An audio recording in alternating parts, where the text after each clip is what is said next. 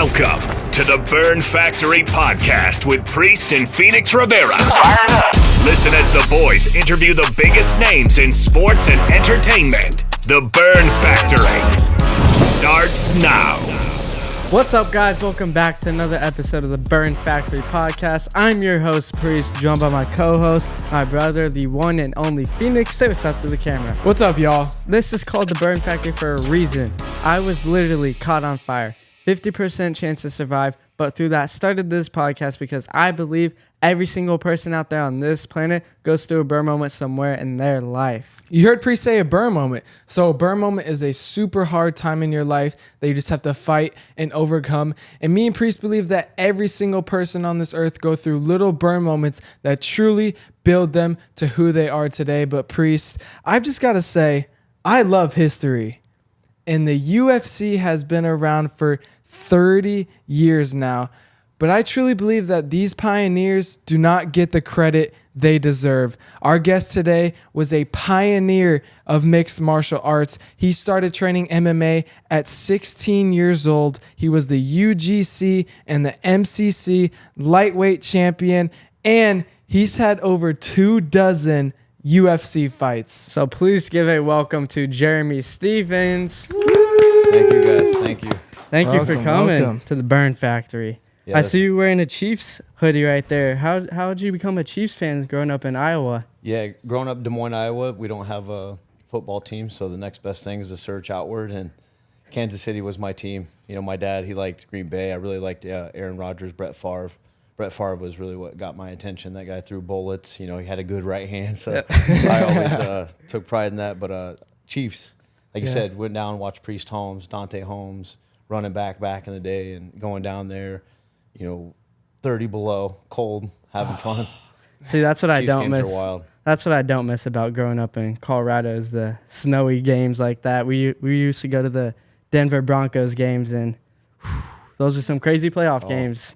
It's been cold. A lot of fun, but I bet it's cold for sure. It's definitely cold. But you're kind of leading us into B. So on this podcast, we do use the acronym BURN. So each letter is a little different time in your life. So kicking things off with B. B stands for beginning. So take us back to your childhood, growing up. Were there some burn moments that you had to overcome that truly got you to where you are at today? Oh yeah, lots of burn moments, lots of failures, lots of emotional learning, life experience growing up. You know, I thought I had everything. My parents were together, my mom and dad. And I just remember just being crazy. I lived next to a funeral home. He was cool. You know, he'd always give me tickets to the WWF. I was a big Ultimate Warrior fan and exciting. Like, I liked how he'd just come out explosive, wrestle for 30 seconds, give you entertainment. Match was done. He was winning, you know. So, yeah, growing up, I'd always just take my cart up to the top of the hill, roll down, you know, have some fun, turned it in, was always into excitement, loved playing baseball. And the burn moment came when I was like 7, 8 years old. My parents, you know, they were constantly fighting. I seen a lot of chaos inside my home, a lot of traumatic life experience, you know, that I just kind of thought was normal. Once my parents split up, my mom went into drug addiction, dealing with the emotional problems that turned into an addiction. And it's actually taken over her life and pretty much cost her. She needs 24-hour rehabilitation care constantly. She can kind of remember old things. It's kind of hard to talk and communicate. But growing up in that environment, it like my life just kind of went to shatters. I was like a kid, I had like drums, I had like these carts, I was playing baseball. My parents were together. I thought I was living this dream, or you know what parenthood and things were supposed to be. And then seeing this inside my home, the chaos, and I'd always beg my mom to go back, take my dad back. I didn't know any better, you know. And so, you know, as time went on, the separation, my mom had custody of me. We were going through life. She was abused by these other men that she was getting in these relationships with. More drug addiction, you know, getting kicked out of my home 2, 3, 4 in the morning, going to school the next day, switching schools, going to school one day, switching to elementary schools the next day. Constant burn moments, you know, growing up, like my clothes were wrinkly. They always smelled like cigarettes. My mom was like a smoker. So I'd be getting made fun of. I'd be falling asleep, kind of getting bullied on a little bit. So those burn moments, you know, I definitely have a lot about them. I mean, I can keep going on to this, but my childhood, you know, I'll just kind of keep going from there is growing up, having to go through different schools, seeing my mom out there getting beat. Another thing is she had like 25 cents in this gas, and she'd be like, here, go ask somebody for some gas money. So I hated asking people for things kind of growing up, because I'd be like, man, I felt like that was kind of weak, to ask people for something, but here it is 2, 3 in the morning. And my mom, we just got kicked out. Her boyfriend got into like a blow up fight, and I have to go and ask people for things, which was kind of like embarrassing, just to kind of get somewhere down to the shelter or whatever it may be. Growing up, as I was kind of living this lifestyle, my grandma and grandpa took care of me. My grandma is my mom's mom, and my grandpa, he was a stepfather, cool figure. I grew up watching my uncle wrestle inside North High School, he was a heavyweight. The ground was shaking. He was entertaining. He was showing me these UFC fights and showing me Mark Kerr and Tank Abbott. He was just knocking these guys out. And emotionally, I just kind of like growing up, I always just felt that pain that I had inside, and I always just bottling up. And I'm like, I want to fucking treat people. Excuse me. I want to treat people like that. Like if they fuck with me or overstep my boundaries, like I want to kind of get into these fights. I feel like, I'm kind of this exciting kid growing up inside my home. I was kind of like, man, I kind of like this violence. I feel like I could be here. I was growing up wrestling underneath my uncle and my grandfather. I was living in that home. They kind of gave me a little bit of stability when my mom was kind of going off back and forth. But that's kind of how I got involved with MMA. Was he was showing me these videos, and then we had an apartment close to their house, and I would live there. And sometimes things would be different. I'd be staying over there. My grandfather see me get into a fight like out into the street when I was a kid, like in elementary school, kind of, I was just sticking up for myself, whooped this kid up, and he just looked at me and was like, hey, you all right? And I'm like, yeah. And he's kind of let me go in. My grandma was like, hey, you need to eat. You got excited there. You beat that kid up, like, yeah. You need to eat. And he just kind of, was showing me these tapes. And when I was 16, he's like, hey, you should come down to this place called Toad Holler. I was like, Grandpa, you got to be 18 to get in. He's like, no, I know these guys. I was like, all right. And then that's how I kind of led into MMA. Was a lot of burns growing up, and it was kind of building this momentum and fighting. And then, my grandfather seeing me, go through all this stuff, and he's seeing me like this fighting. He's just seeing me out there. Yeah. And he's like, he was never really trying to he would just, hey, you all right, bud? You okay? And he was just kind of leading the way. He just kind of helped me do my thing, take me to practices. He just kind of gave me some cool advice. He never tried to coach me in any type of way. He was just always kind of guiding me. I think he was seeing some things around me, which he's gone and passed away now. Mm-hmm. But I think he was just kind of seeing some momentum build up. Yeah. Back to those years before when you were kind of growing up and in the heart of all that tough stuff. Was there something that kind of brought you like a little bit of peace to some of those hard times? No, not really. Not when you were going through it, I guess, at the time.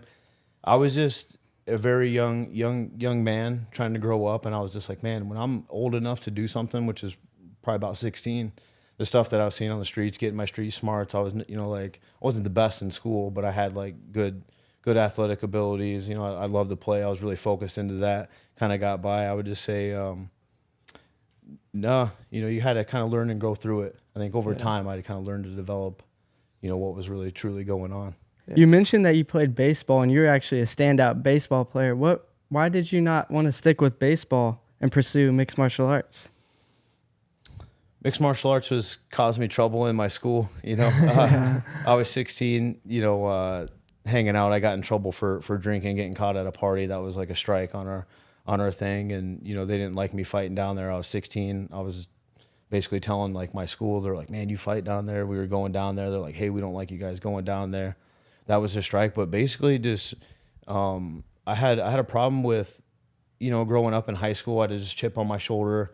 My mom was still into drugs. I was living with my dad. I really wasn't the most stablest kid in that mental mindset at the time. So drinking kind of was a problem at the time, and getting caught multiple times. I ended up getting a couple strikes off the baseball team and got kicked off. And I didn't know how to use my voice. I just stayed quiet. The coach kind of just kicked me off. Some of the parents were trying to fight for me on the team. My dad, he never went up or kind of fought for me. I kind of just laid back and stayed silent. And that was kind of another burn moment. And then, obviously mixed martial arts picked up shortly, right after that, where that was my second chance of an opportunity and took it and ran with it. And I was like, man, I'm not going to let this go, because I literally thought like I was going to go play professional baseball. Yeah. Yeah. It's crazy how like doors just kind of shut like that and then one opens again. And obviously if you would stick on the baseball team, maybe you're not sitting here today. But how big of an influence, you mentioned your grandpa getting you into MMA. How big of an influence was he for you? He was huge. Things that go on today in my life that I see like through him. Like I remember during Christmas, everybody's like, I got a nice place, it's and as soon as the wrappers, my kids start getting wrappers, I start picking it up and I put it into the little trash sack, and I'm always like, hey, is this your pop? This your pop? There's like little things that I see, and like just outside my pool kind of reminds me of him. And he was always outside in the pool, speedo, tanning, always lifting weights. But he was a major influence, and I miss him a lot. And I know he's around looking down and seeing how life kind of turned out. He's definitely a powerhouse in my thoughts, like each and every day. Mm-hmm. Fast forward to your first MMA fight. What was that like? First MMA, wild. I've been in some street fights, so I was kind of ready for this. I'd competed in some wrestling and stuff. But it was at a bar. People were smoking cigarettes at the time. There's women around. Everybody's drinking. I'm just 16 years old. My grandpa was like, hey, come in. I know these guys. And he signed me up, and I'd fought some like older dude, 20-something years old, young. And, I'd fought and I'd won. And that, I think right then and there was like, man, this is awesome. The thrill of winning. The thrill of my sister, my older sister was there. She was like, she's very friendly and open. She's like grabbing these strippers, and I'm young, 16 at the time. She's like, this is my little brother. He just fought in one tonight. Check him out. Yeah. And here we are. It's like kicking, and people are like, man, this is exciting. Just kind of the way that I fought. People were just coming up to me, so that was like another thrill. It was like, wow, like people are really like enjoying this. This is fun. Obviously, getting praise like that. It was like cracking a home run. Yeah. And that's really when it kind of just clicked to me. It was like, wow, this is fun. This is exciting. The thrill, like I almost puked. I thought I was gonna die. I blacked out. I didn't realize like what had kind of happened, because all the emotions. It took me a while to kind of get into a fight without like blacking out.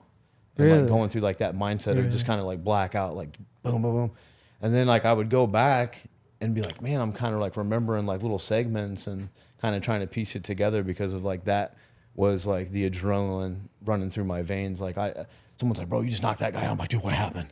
Really? Like, this is crazy. Like, oh my God. Like, and I'd kind of go back. Like once I'd kind of calm down, it was like, I would kind of go back and like picture like a little bit of moments, or I'd hear my coach like, dude, you were telling me to throw the uppercut. Like I could hear you. He's like, you can hear that? Just kind of tell him like my experience. It was different. It was like I kind of left my body and then kind of came back. Just those connections. So the majority of the fight, you would just completely black out. You wouldn't even know what happened. Yeah, I'd just be so ready to just get my hands on him and go, and just kind of like almost in a sense like scared, freaked out. Like, dude, I can't believe like, oh my God, I can get my arm broke. I'm 16 years old. Yeah. I'm fighting grown men. I'm like, dude, I can get my arm broke, my jaw broke. This guy looks freaking huge. Yeah. Like he's got like, he looks like he's a security guard. I'm 16. My grandpa's like, hey, signing me up, like, hey, get me in. He, basically like I'm in a bar. This is illegal. Yeah. It's like, it's kind of wild experience, just to know that, but at this age, going through life, I'm like, I've known you sign that dotted line, you step up to fight, bro. That's exactly what could happen. So that, knowing that, just my natural instincts, baseball, wrestling, street, it was just all happening like in that moment. And that's why I was just like, what the heck? What just happened? Yeah. You said it lasted a few fights. But at what point did you start to like really absorb being in a fight? Probably about after 8 professional fights in. Really? Yeah, that long? Sometimes I was just having these short fights, knocking guys out.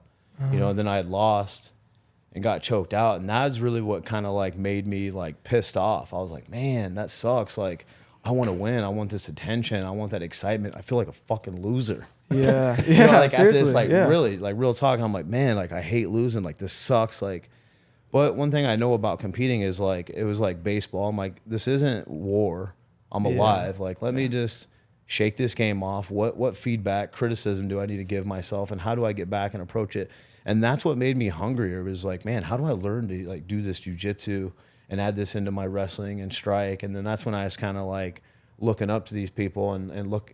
I was literally training wrestling from 4 to 6, and then going like halfway across the Des Moines area to go to meet Josh Neer in the Des Moines Mixed Martial Arts Academy. And then he'd like get on me for being late. And I'm like, bro, I got school. And I was just 16 trying to like piece it all together. So that was a fun deal. Did you have any like particular role models that were in the UFC at that point, or even before the UFC, that you're looking up to, trying to become? Tank Abbott. Mark Kerr had a cool documentary that I really loved and enjoyed. I didn't like his wrestling was dominant, but I liked one time he came out and he just kneed a guy.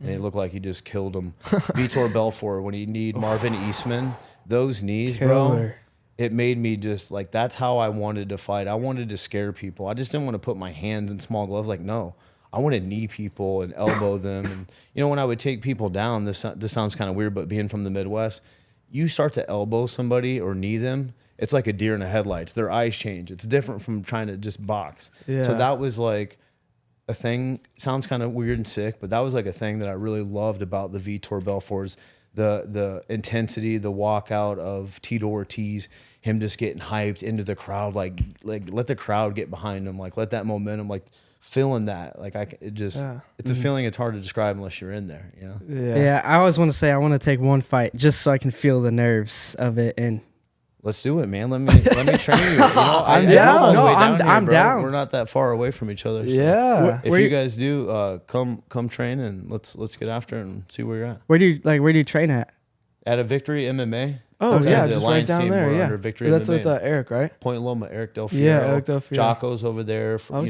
He's got his podcast, so tons of connections. It's a great area. You can go surf and run right over there. And malt shop, literally. Shout out to the malt shop guys. They're like a burger joint, but you get the J-Bone special, the buffalo plate. It's perfect, lean, good. Really? I'm trained, man. Oh, we want to. Well, I grew up doing judo. Actually, my dad, he was on the Olympic team. He did judo, so he lived at the training center for 4 years. And kind of the time that he retired, they started developing a kids program. And so I did it for a long time, probably till I was like 10 or 11. And then I kind of got into football and basketball and baseball and hockey and all these different sports. But now interviewing a lot of MMA fighters, being around the sport a lot, I really want to go back. I really want to learn jiu-jitsu. That's like the one thing I want to know, because it's so cool how calm they are in like really tough positions, like when someone has your back or whenever they do have a choke in. Yeah, let's go. I want to learn jiu-jitsu too. Let's go. All right, let's do it. Let's do it. We'll go train at Victory. Was that Colorado where he was training? Is that where? Yeah, the Olympic Training Center down in Colorado. I've been there. Yeah. That's awesome. Yeah, with Coach Ed Liddy. Ed Liddy was his coach, and he was he got bronze in the Olympics. I can't remember what year it was, but he got bronze in the Olympics. So that's sick. Yeah, let's do it. Let's do it. We have to set this up. I want to go strike. I love hitting pads. We'll do it all. Full MMA. Even the cardio kickboxing fellas, I'm telling you, they just have like music blaring, whether it's techno, hip hop, something to kind of, they're yelling out squats, burpees, double kick. It's super simple, but it's so fun. Yeah, because you're not hurting yourself by kicking anybody or anything. Yeah, obviously you can learn that. There's other classes like leading up to that. But the cardio kickboxing is just fun. You can just let out right there, like just bomb on it. Boom, and just hit bags and go back to work. It is such a hard workout. So tough. It's motivating though, because then you got girls around too that are doing this workout. You can't be a little girl. You got to step up. Bow, bow, bow. It's fun. They're pushing you. You're sweating. You're working. Yeah, it's a good time, man. All right, I'm in. Are you in? I'm in. All right, let's go do it. A year later from now, me and Priest are both making our walks in a fight. Having Jeremy Stevens in our corner. We're making this little smoker events, bro. We'll get you in there, dude. I'd be honored if you really took it serious, because obviously I want to train guys, but I just want to corner anybody. I feel like I'd rather know that you're prepared, so we just develop that trust and. Let's go smash some kids. The heart's already racing right now. I can feel it. I'm nervous. All right, Jeremy, it's time to go to U and Burn. It stands for unfortunate. Just like I mentioned at the beginning of this podcast, I was unfortunately caught on fire in a school science experiment by my teacher that went horribly wrong and exploded like a bomb, like a literal bomb in my face. And I was immediately rushed to ICU, where I spent a week there, had 7 surgeries, one every single day, and a 50% chance to survive, because with burns, the swelling is so bad in the neck, and they were worried about my breathing stopping. But whenever I was in the hospital, that's where I found my burn moment. I'm a competitive golfer, so I had my dad go get my putter, and I put ball after ball after ball into this little glass jar. And in that moment, I was like, you know what? I'm going to get out of this hospital bed. I'm going to go fight. I'm going to turn this awful experience into one of the biggest positive experiences. And I truly believe from the bottom of my heart, if that moment doesn't happen in the hospital, I'm not talking to Jeremy Stevens, nor do I have this podcast. So, yeah. Wow. That gives me chills, dude. Thank you. I appreciate that it. right there. I think like everybody sees fighting, but I always try to relate. Everybody's fighting for something. For you to describe that gives me chills, bro. Because I can only imagine that and going through that and getting there in the mental capacity. By the way, you look great, and to see you going on tearing up your life right now, bro. That's awesome. I'm honored that you young kids even wanted to podcast interview with an old G like me. So I appreciate it, man. Shout out to the young fans out there watching. That's pretty cool, and I guess I will share something. Awesome. Yeah, feel free. Yeah, just probably going on with my mom.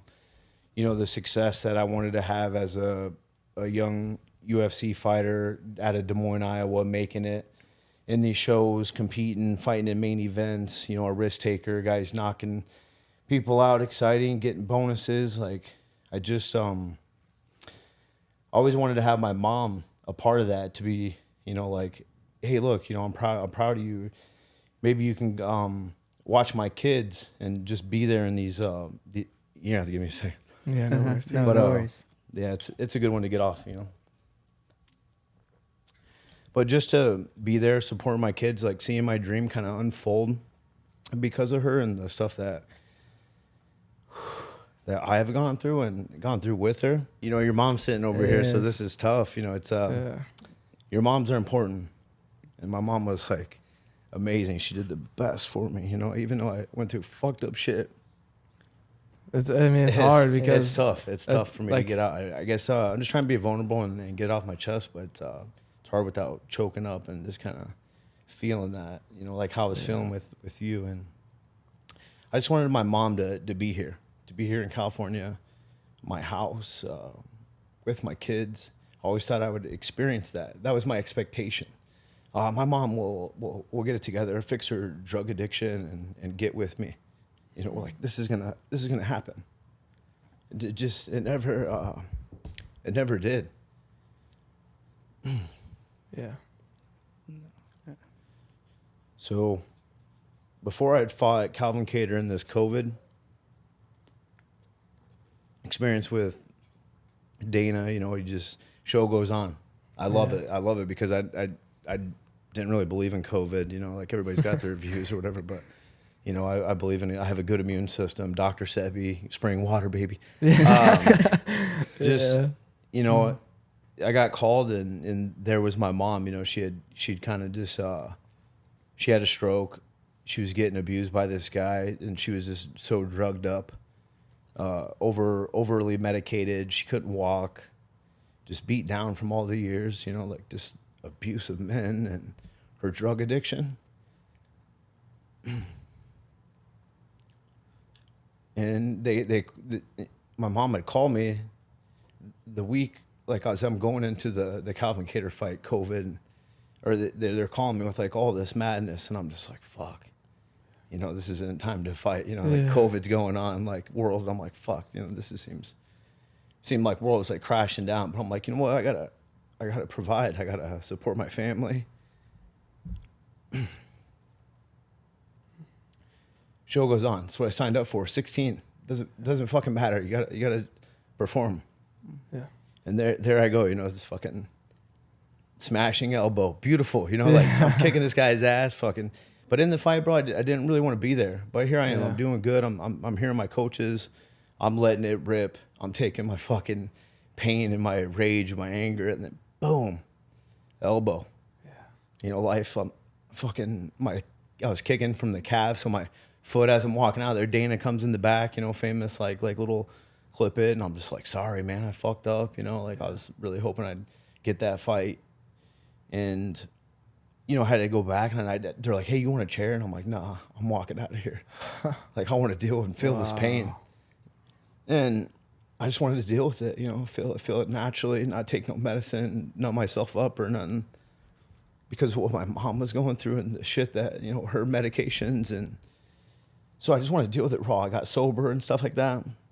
And went through a lot of EQ, emotional intelligence classes. I'm very glad that I had that and the mental capacity to be where I was. And, that was like a burn moment. Is I wanted my mom to be here to experience this life, this beautiful life. My kids, she doesn't know them, never had a relationship with them. My beautiful daughters, I have a newborn too. And that was probably like the hardest moment, is that my mom couldn't experience like my success, but she's healthy. Like I get to go back and take my time with her and just be pure unconditional love, because she doesn't have anything else. I don't have any memories, just like old school stuff, but it's very different. Yeah. So that was like a big burn moment, and I was in sadness for probably about like a year and a half. And I had this talk with my mom or my wife, and I was like, "Hey, how do you see me? Like, give me some feedback." She's like, "Just sad." She's like, "You feel sad?" And I was like, "Man, I didn't realize like I've been carrying all this like sadness for years. Even though like I had the EQ, I've been to classes. Like, this is just real life hitting me, bro. Yeah. I gotta provide. Like, I'm like, fuck, man, I'm having a hard time with UFC, climbing back up the mountain, and winning these fights. And there I am. I'm like, fuck, dude. Like, this is real life. I have to figure it out. But once I had that talk with my wife, and I realized like, man, I'm in this sadness. Like, okay, like let me shift. I've like, maybe I did need like that year and a half to kind of just fucking deal with this shit. Like, here we go. Like, all right, there we go. The mental mindset started shifting. I started kind of reaching out, getting some mental coaching, started doing some different exercises, talking to my coach, getting a little bit more vulnerable, sharing my shit with like my wife, like my dark past and history and my mom's stuff, like growing up. So here I am, just like relieving like all this stuff, and then here we go, like fast forward, and like here I am having like a $500,000 year. I'm getting these opportunities, even like after UFC, I'm making more money than ever, than I did with UFC. Here I am. I have like a good support team. My manager like setting me up, getting these opportunities, kind of speak my story, the real story, the truth out there. Let people know like I am human. Yeah. Like they just think like sometimes you're just like a beast, or you just go through like all this shit and like you're not human. Like, it's real life, because I've been, a young kid since I was 16 years old. Like, all I ever known is providing with my hands for my kids, my own life. Like, I just wanted my mom to be a part of that. So that burn moment, like in embracing all that, it's kind of helped me elevate to the person that I am. And it helps me like share my life with other people, but let alone like give that like piece of the puzzle and DNA and the fucked up ancestry to my kids. It gives them like a good level to vibrate on. Yeah. We commend you so much for being so vulnerable. And I think a lot of people in this day and age can really take motivation from people like you that, on the outside, it may look like everything's put together, but on the inside, like, you've been through some stuff, and just that average person watching right now, looking at you, maybe you changed their world just by sharing that. Yeah. Oh, shit, man. It's real life. Yeah. So that, this guy that gave me a compliment the other day goes, "Man, you've always kept it real, man. You've always been the same dude." And I said, "Man, thank you, man." Like, really took the time. I was like, "Thank you, appreciate that." Yeah. Because fighting is real. I've seen people Real get life. famous through fighting, and people switch up a little bit. Fighting's real. It's real life, and people go through real things. We're fighting to provide and to make it, and just enjoy life. But it's a very real. People, they're human. Yeah, for sure. Thank you so much for sharing. I just give you so much respect, and congratulations on being sober. That's awesome. And whenever I had my accident, they always told me to just don't hold it in, because it can haunt you. And it seems like that's what you did. You started speaking out to people, and I'm sure it's helped you in places that you don't know where it helped you in. Yeah, and thanks for sharing your vulnerable moments, man. That kind of like what you were saying gave me chills. Kind of, I didn't really want to tell people that stuff. It gets me like choked up talking that. Your beautiful mom's over here chilling. It's like that was tough. But I appreciate you helping me get that out there. And again, it's like when we can share things like that, coming from different spectrums, other sides of the world, and to kind of come together like that, it's quality. Thank you. But we all go through it too. Everyone goes through it. And that's like our whole mission, is like, everyone goes through burn moments, but what are you going to do? Are you just going to lay down and give up? Or are you going to change and turn your life around like you did? Yeah.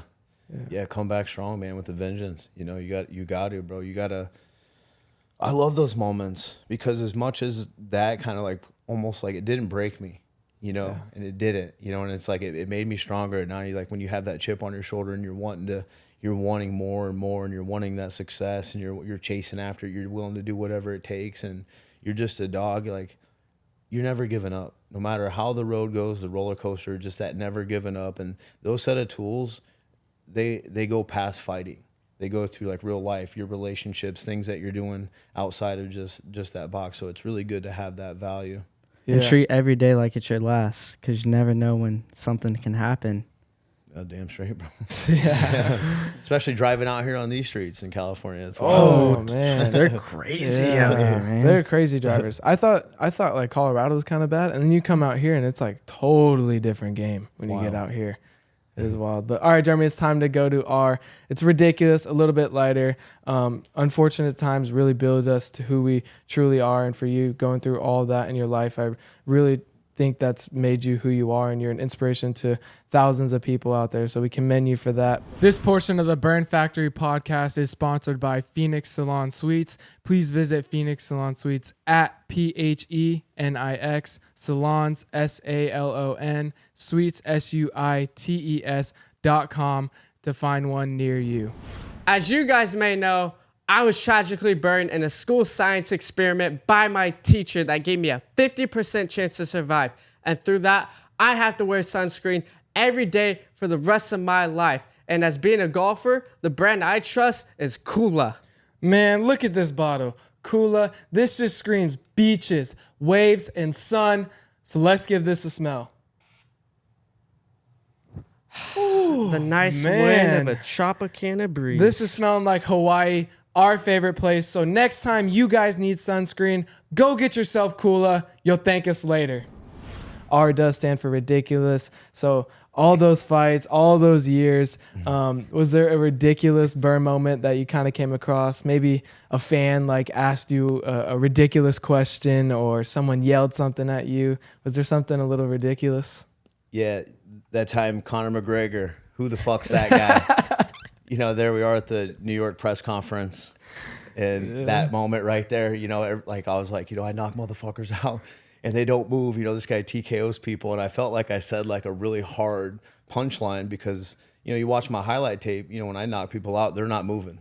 Yeah. His guys, they're kind of moving. He KO'd Aldo or whatever, so I thought I hit him with the hot one. And he's like, who the fuck's that guy? He turns around, and I was just like, in my mind, like growing up being bullied, I was never a good shit talker. I'll kid you not, I went to, a lot of different schools. I could never talk shit. Yeah. But if it ever came confrontational, I always try to lay back. If you break my boundary, then we got it on. So that who the fuck is that guy? That one's always around. That's hilarious. And I used it.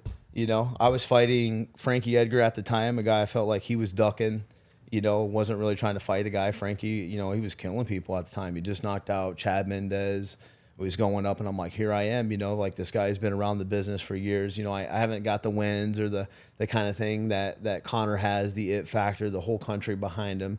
I mean, he's killing it, but I'm like, here I am. I'm fighting these fucking top guys, So I had like a couple losses, but I remember being like, I'm gonna fucking, who the fuck's that guy? Yeah, but after I knocked out Bermudez, I had taken a picture with his mom like a while back, and I always had that in the back pocket. So once I got on my wins and got my shit, I'd always send out like, I'd have a picture of his mom. She was just snugged up too, and it's hilarious. So, I love Mother's Day and stuff like that. I always just like, or like people tag me like when he's like out on the boat and his mom's there, like, hey, look at this. So, you just throw right back at him. Yeah, no, but that was a good ridiculous moment. It was funny. Hats off to him. In that moment, whenever he said it, did you had a laugh probably internal, where you just like oh no, I was burning up, dude. Like you just see my eyes. I was like, you ever seen Me, Myself, and Irene, where Jim Carrey just starts kind of snapping and the music just goes off in his head and he starts turning into schizophrenia, dude? Oh yeah, I think I've seen that. He's just like, and he's like, the music's just going off. That's kind of how I felt at the time. And I froze up. I guess I just didn't know what to do. I didn't know how to talk shit. I was just like, I thought if we threw bottles at that time, we'd get fined. I wasn't making big bucks like him, so yeah, it was a good punchline too. Like you can't discredit it. Like it was a good punchline. No, it's hilarious, man. It's funny. Have you guys talked since? Have you ever talked to him or no? No, he's done some things where he's like, he went back to that and was like, no, I know who Jeremy is, and great fighter and things like that. But I've never ran into him. Just kind of, he's floating outside the UFC. He's doing his thing right now, and he's on the sidelines injured. He's a businessman. It's kind of different times. I always thought we'd cross paths. I always looked up as like a great matchup. Fuck the money. Yeah. Obviously, that's there if that matchup ever comes. But I always, was like, I always saw his calves back in the day and things like that. Like where I was like, oh, I'll wrestle him up a bit, throw some big shots, calf kick him, throw some elbows. Elbows, get him, just mix it up a little bit to where I know he gets tired, and that's kind of where like later rounds I really rev it up. And he's a big puncher, he's got the chance to knock you out. So it's definitely one of those fights where you're gonna get up every day and train hard for. But it just hasn't happened yet. Yeah, not yet. With you in boxing now, though, maybe you could do a boxing fight with them. Yeah, you never know, man. If the money's right. The money's always right. If you fight Conor, it's red panty night, like they say. But I think it's just a great matchup. Overall, I think it's a solid matchup. Would you prefer him in MMA or boxing if you were to fight him? Both. Either one's good. I like MMA. I like boxing. I think we're both good at got different styles, but both in the same night. That'd be tough. That'd be tough. When you knock someone out, is it just a different feeling? Like that one put him out? Time slows down. Really? Time slows down. The moment, like I can picture him like it's like, I don't know, I can just picture being in the moment. It's a weird time glimpse, like time and space, and I can get weird with it, but I mean, it's a weird, pure moment. Knocking him out, I could kind of see his movements, I'm a big baseball player, so I can read guys. That's why guys with the spinning stuff and Yair's, they never knock me out, never been hit with anything like that. I was always able to read a fastball, curveball, so I can always kind of picture that. He just kept moving to my right hand side, moving. So, I threw a hook to kind of stop him, and then my coaches were like, hit him with the upper. Like I was throwing knees the entire fight. He just wasn't shooting down low enough. He was kind of staying upper body and the uppercut, it just slowed down. And I remember just as like, I can picture it just like it was yesterday. Yeah, his head just rolling back in his eyes and him going down and me just kind of landing shots and then running off into the cage. Yeah. That's interesting that slows down. Does the entire fight slow down? Like when you go into a fight, is it like super fast paced or does it kind of slow down once you get comfortable? I feel like my experience now, I can really slow it down. I can kind of see everything. It gets real. Especially like during, like you fight during COVID, it gets intimate. Yeah. Hearing the breathing and things like that, you can really like slow it down. I like it being slow now. Yeah. As like, as I said, I started off like I would just spaz and black out. Now I have this kind of whole different like zen about it, like, but still instinctual. It's weird. It's like everything can slow down, but it just like that, just boom. You can make a counter or you can strike or whatever it is, but. This is things I would love to teach you guys about and just kind of like go through it a bit. Yeah, and just have some fun with it so you can get the experience. How hard was it fighting during COVID though? Like that fight week, taking all those tests and was it different than usual? Or? No, not really. Just kind of weird. Yeah, like you can't like just go off and like do your thing. You can't just roll out and go off to run in the park, things like that. You're trying to eat this like certain food. They just kind of lock you down, and tests were normal. It just kind of reminded you of like media. Just kind of do this. And what about the Apex though, with no crowd? That had to be really weird. Yeah, it's weird. I personally I like the fighting aspect once the fight like takes place, but I feel like no excuses at all. But I love a crowd. Yeah, I love like feeding off that energy. Like I was telling you earlier with the WWF, the Ultimate Warrior, man. When Austin, 316 came out, that music, the glass would break. People would just go nuts. Yeah. And I love that. I love like feeding off the energy. That's what the fans are for. That's what people want to see. Yeah. I've been in street fights. Like we were out here playing football, and you get into a fight. Like, all right, yeah, cool, man. Like normally, like everybody's kind of pissed off. Like they're friends with that guy. They're friends with that. Now the game's ruined. Everybody's going home. Yeah. Like when it was like someone you didn't like, and it was a matchup. The crowd, like it pumps you up and it thrills you. Yeah. Or even when they're just hating on you. I've been down to Brazil. They were just like, you're gonna die. Screaming the boom on my head or whatever it is, like you're gonna die. And then you go out and head kick a guy in 40 seconds and it's just nothing but silence. And there I am, just like, just like going crazy. Yeah. My coach like, boom, taps me like, hey, homie. Like come back down to earth, and then like looking around, realizing like, oh man, they're not, Yeah, like everybody's They're just not playing silent around. now. Yeah. I've heard a lot of stories of fighters fighting in the apex that they just almost can't like wake up because of it. Like usually when you make that walk, you got a massive crowd yelling, bright lights, but when no one's in there, it's weird. And we've been there. We've been to a few fights, and like nothing can compare to being in a sold out arena. Like there's nothing on earth. Yeah, you know, and that's kind of funny you say that. My Dos Anjos fight, that was like on a Brock Lesnar, maybe Couture card, or I've always been on these big cards or starting off like a big card, and I love that. It was like, you know, it was like these Conor McGregor cards I've been on, these like some of the biggest cards, even fight nights that I've had. It's always been jam packed. I've always done well with numbers, and been on these huge cards too where they're not even focused on me, but I went and slid off and like done these like cool knockouts. It's good to be in that energy. Kind of being in the apex, it's like coaching. It kind of just it throws the mood off for me because I like kind of chaos, excitement. Obviously, growing up, how I want like a house party going on, chaos going on. Like we're going outside, everybody's chanting and screaming. You know, I like that. It just gives you edge. Going back to your UFC debut, what was that like? All the emotions.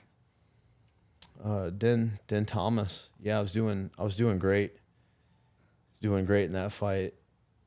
Just really kind of letting rip, kind of getting into my moment. I'm like, man, I'm beating this like older guy. Like I knew I could beat him. You know, people at the time, they're like, you took that fight because he had just fought Kenny Florian. Or no. He had just fought like Guida or somebody, just beat somebody. He was like on his way to the title shot. And they're like, hey, do you want to fight Den Thomas? Like a guy had backed out. And I was like, yeah. And they're like, people, you know, on the download, like, you think you could be? I'm like, yeah. Yeah, like, yeah, what do you think, bro? Like, I don't have nothing to lose here. This is UFC. I've been training this my whole life. Like, my grandpa believed in me. You know, I've been watching these. I've been in street fights. I've seen, you know, crackheads at the house. Like, I've seen, like, crazy shit. Like, I'm going to fight this guy. Yeah, all it is just a camera in your face, and you can blow up your life if you knock this motherfucker out. Like, yeah, I'm gonna beat this guy. So that was my mindset going in, and here I was doing good, and he threw me in an arm bar. I picked him up, I slammed him down, and I rolled back, and I went to, like, go to roll, and my hand just hit, like, his lap, just like that, just like a boom. And he's like, and it was a deep arm bar. Yeah. And Big John, you know, being the veteran guy that he is, he had stopped the fight. But I'm this young kid. I just was like, dude, this is my only shot. This is my only way out. Baseball had failed. Like, I've been starving. I got staph infection fucking bills I got to pay, you know, to the doctor. I've been grinding. Like, I'm only making $3,000 at this first UFC fight. I'm like, dude, I just lost. Like, I'm not going to be able to come back. And I get up and I'm like, I didn't tap. He's like, yes, you did. I was like, no, I didn't fucking tap. And I'm snapping out, right? And back in the day, a little guy named like Joe Silva, he looks like Joe Pesci, would come in, had the black hair, the suit. He was always like, you know, he was Sean Shelby, you know, is the guy now, but he came over with WEC, Sean Shelby, but Joe Silva was the man. He's in the octagon and he comes up. I didn't know who the fuck that guy was, right? And I'm like, he's coming up to me and I'm snapping out to my buddy. He's like, I didn't fucking tap. Like, I'm losing it because I'm like, dude, my UFC shots, like, everything's burning right now, bro. Yeah. It just blew up right in front of my face. I'm like, dude, this is crazy. Like, I'm never going to be able to back here. And Joe comes up, like, hey, man, great job. You'll be back. I'm like, oh, I didn't fucking tap. He's like, no, I know you didn't tap. I was like, I didn't fucking tap. And then he just kind of like saw the situation and rolls out. Yeah. And later on, my manager at the time had kind of went back and he goes, hey, bro, do you remember that little guy with the suit? And I was like, yeah. He was shaking my hand. I was like, I don't know who the fuck that guy was. Like, whatever. He's like, dude, that's the matchmaker. That's the guy who got you the fight. Like, you're like, oh no. And I'm like, oh no. Yeah. So I'm like, that's a ridiculous moment. But That is a ridiculous moment. It was a ridiculous moment. But you know what the funny thing was is he actually was like, I remember him telling me like, dude, you'll be back. That was awesome. That was exciting. And he went back and told my manager like, wow, I'm really glad that I fucking had this guy come on. Like, dude, he like people are talking about him. Like, and that fight kind of got highlighted like on a big card and stuff like that. And that was my initial start. You mentioned you had to pay staph infection bills. Did you get staph the week of the fight or? I had staph like in the gym at 18. I was having staph like once a month. I was having this crazy staph, and I didn't have any bills, so I just go to the random hospital, get what I could to get inferior because you could die from this stuff. So I'd get what I could, buy my prescription, and you know I just wouldn't pay my doctor bill because I had no money. And then when I would go and fight, you know I would pay my gym a little bit of money because you know he'd let me in the gym for free. I didn't have any money at the time, And then, you know, I'd just pay my bills. You know, the moment that I got like a big check, I immediately paid off like all my debt. I remember trying to buy my first house at like 21 or something. I had this huge check, 100 grand in the bank, and I tried to buy my first house, and they're like, you can't, you know, you don't have any credit. And I'm like, what? I'm like, I don't owe nobody nothing. You know, like, and then, you know, that's how I started like learning about credit. You know, I was a little bit late in the game, but that's how I kind of got through the process. And they're like, yeah, it'd be better if you had bad credit, because you'd have some type of credit. You know, the only thing I had was just, you know, medical bills that I had paid off at the time. Really? Yeah. It's better to have bad credit than no credit? Yeah, that's what they told me. Wow. Yeah, because I was going to buy the house cash and stuff, and they're like, no, you need to have some type of form of credit. And then I ended up like starting off with just buying my own credit card, putting like $300 on it. And that's kind of how I got in the game. And I started moving quick after that, but yeah, I didn't understand. I was like, I owe nobody nothing. Yeah. Because of that credit, you know, like having that staff, like this always affected me. They'd always like call me up. Like, I'm like, dude, I'm this young kid, bro, training this grimy ass gym. Like my pad's like half off, half not, like my knuckles hanging out, my shin pad, you know, I was like, I can't pay shit right now. It's tough. But all right, Jeremy, it's time to go to N. N is 2 parts actually, so it's now and next. So are there some burn moments you're going through right now, and are there any burn moments that you see coming in the future? We know you've went into the boxing realm now, so are there some burn moments you're going through now? I would say just to get vulnerable, like in life and making money financially. You know, I'm looking outside the box now, trying to find sources of cash flow and things like that. And I used to do these blogs, and I've been wanting to kind of get back into like kind of what you guys are doing, making money off like, you know, giving my content out there, showing how to like knock people out, or defense, which like I love like how people like learn self-defense, especially like women and military or anything like that. Like love it, you know, especially girls, especially. Yeah. I love giving back like that. So I would say right now I'm just really trying to get open, get my ideas out there. I've been creating, journal a lot of things down, and I kind of want to start pumping some content and getting that next flow of revenue, podcast type coming up, getting like the future cash flow going, because obviously, you know, this is like a sprint to the finish of fighting. Fighting's going to run out. Like, what's the next step? And I kind of want to get out into, you know, speaking, you know, like doing TED Talks, motivational speaking, giving back to my community, looking for young and hungry up and coming like MMA guys. I got a few things out there. I wouldn't say like it's like a burn moment, but I'm really looking for like some true help, some true insight, people who are real like trusting, loving, caring, and actually want to be supportive of like these ideas. That's kind of what I'm doing now to flourish later on, and as time goes on, you know, planting these seeds now.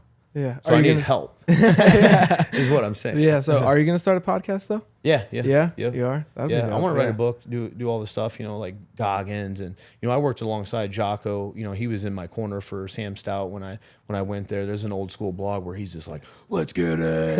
And he's screaming, and we're going in, you know, Montreal Bell Center, 65,000 people. And Joe Silva was in the back, and he's like, who the hell is screaming? Yeah. It's a Navy SEAL, Jocko. Let's get it. And, you know, and he sees me in the gym, and you'll hear him sometimes. He'll just see me and just spaz out. Like, and people are like, what the fuck is going on? You see in San Diego? Yeah. Really? Yeah, come to the gym, boys. I'm telling you. Okay. Yeah. We'll really have to do this now. All right. Tomorrow. Yeah. Tomorrow. Today's Tomorrow? Sunday. Tomorrow. What time?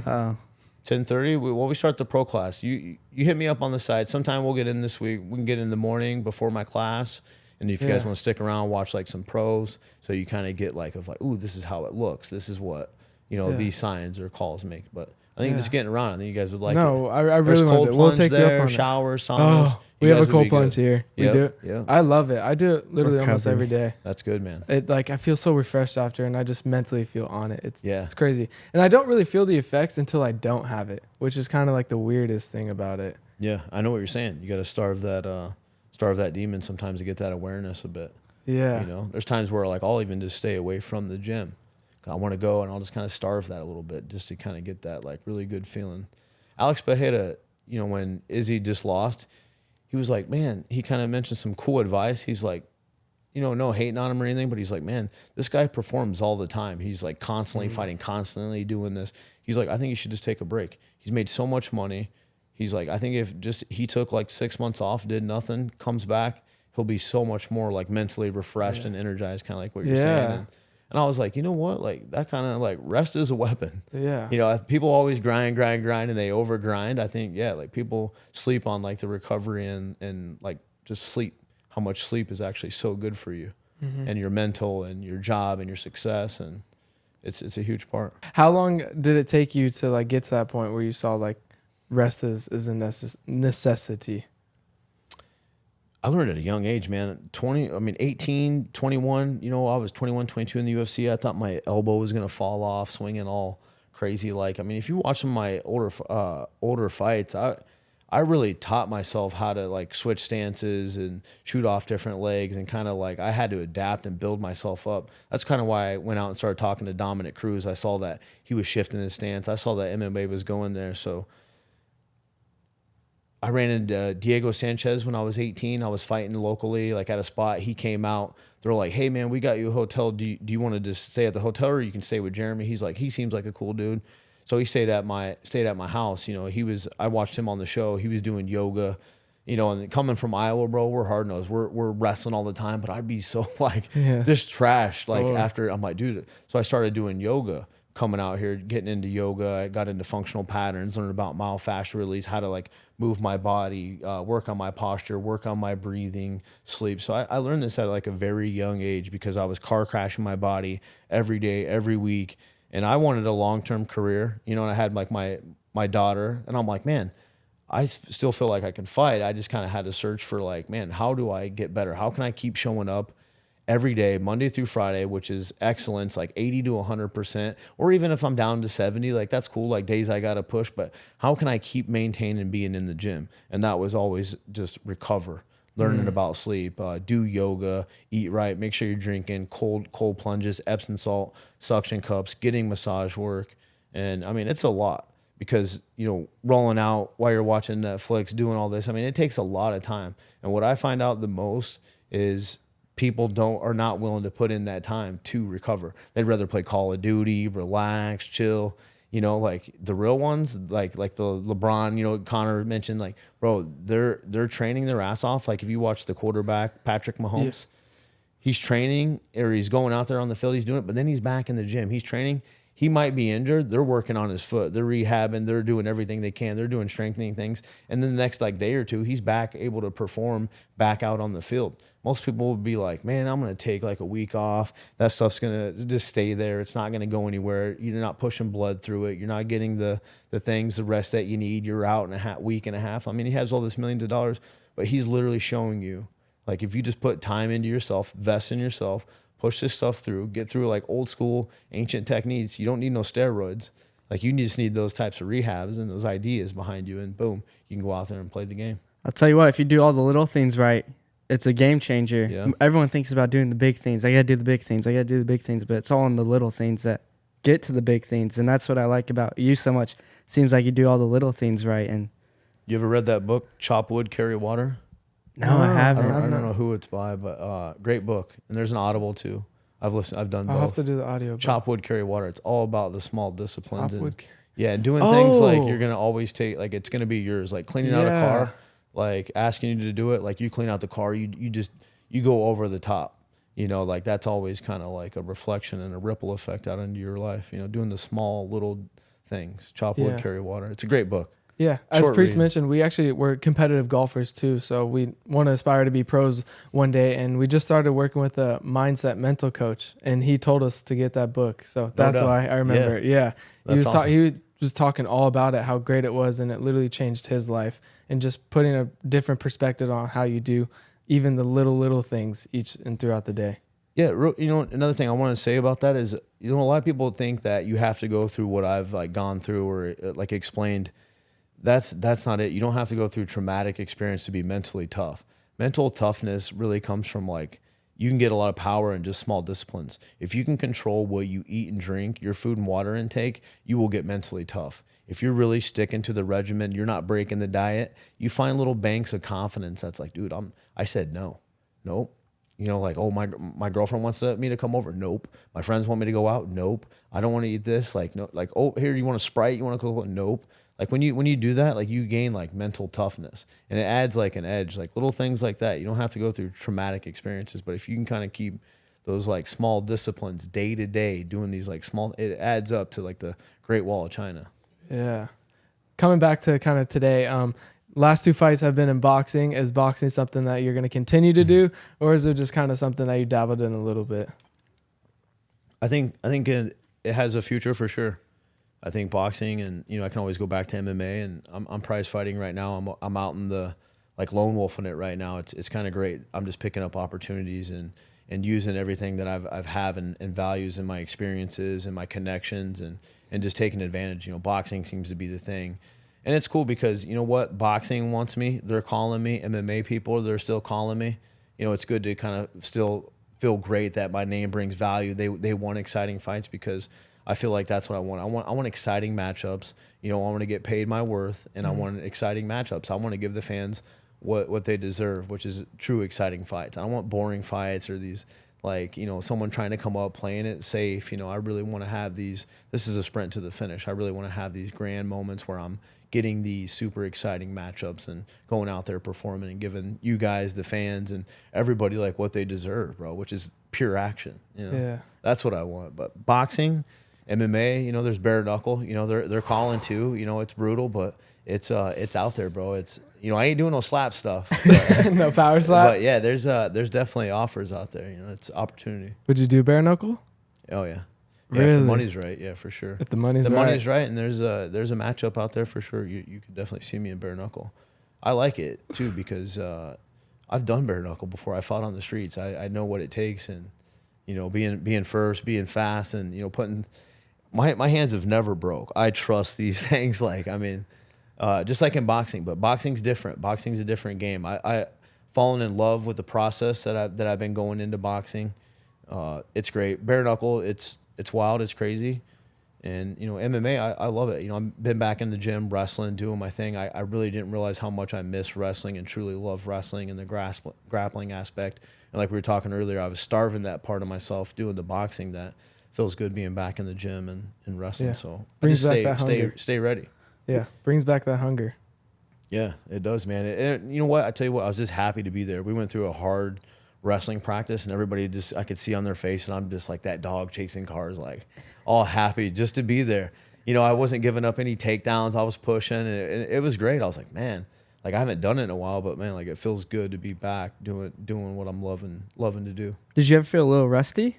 No, it's pure. And I mean, we go to 7-Eleven and go undefeated until we just decide to quit. You just have it. It's like riding a bike after a while, and that's and maybe that's too why I guess maybe you don't see me going out getting into fights out here or anything. Everything just runs smooth. When you're skilled and you just enjoy life. You're not really walking around just angry and pissed off and brushing your teeth with bad intentions every day. Yeah.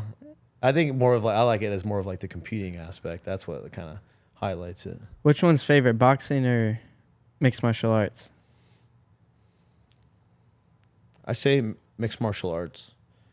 Reason being is I've learned a lot, and I've developed in a way where I have a lot of knockouts, different styles, not just right hand, not just left hook or whatever. I have a right hand knockout, elbow, head kick, flying knee, spinning back fist. I love that part of mixed martial arts. It just unlocks all the tools and has the truest, purest form of fighting. Because after that, it's literally hand-to-hand combat and war. Yeah. So I think that is the purest. I mean, I'm basically just fighting in my underwear, another grown man, and we're going at it. And it's on the line.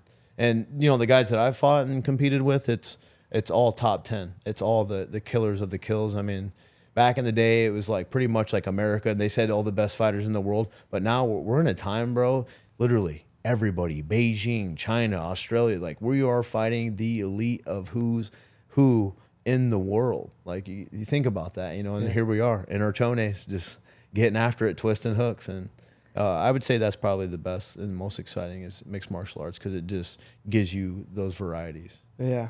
We'll see what the future holds for you. But Jeremy, thank you so much for coming on the show. You just spelt burn in your life. Again, thank you for just sharing your story. You're such an inspiration to us and to thousands of people out there. So we appreciate you coming on. But tell the audience where they can find you, your social medias, websites, whatever. Lil Heathen MMA. Lil Heathen MMA. Check it out. I'm on Facebook, Jeremy Stevens, Lil Heathen MMA. Thank you guys for giving me the platform to come out here. Having your mom here, just me telling the story and all these guys. This is a great experience. I was happy. Thank you. Well, thank you for coming. You heard the man. Go give him some love. And as a gift for coming on the podcast, Jeremy, you will be receiving the Black Label Edition Burn Factory hoodie where only guests get these. So no one else but guests. Yeah. All right, So I'm gonna be in the gym and I'm gonna wear this every day until you come. Okay. We'll get you some t-shirts too that you can work out in too. Cool. Yeah, I love we that, got a man. whole bunch Appreciate of colors. it. Thank you guys.